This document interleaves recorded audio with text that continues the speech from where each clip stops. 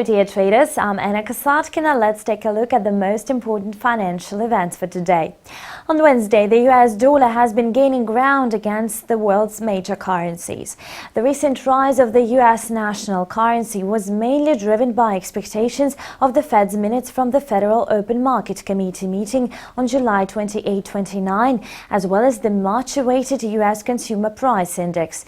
The dollar strengthened against the backdrop of the weaker Aussie and Kiwi that reflect the alarming situation on China's market.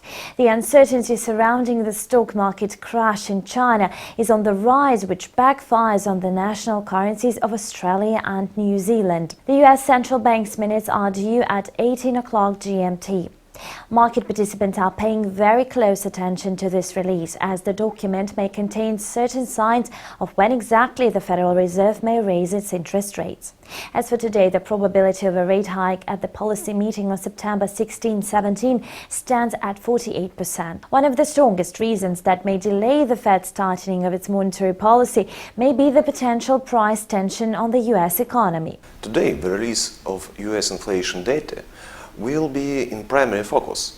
If it comes out in line with expectations, the US dollar index will initially rise to 97.30.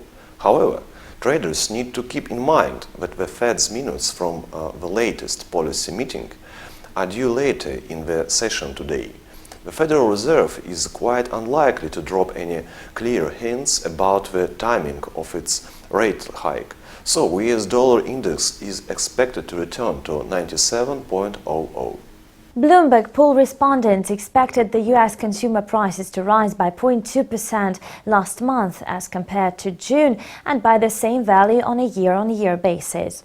However, the US inflation rate climbed only by 0.1% in July against the previous month. According to the report published by the US Labor Department, consumer price growth remained unchanged in annual terms, in line with the forecast of 0.2%. The consumer price index did not meet the market's expectations. Therefore, the US dollar will not receive a further stimulus to support growth, thus reducing the chance of the Fed's rate hike in September.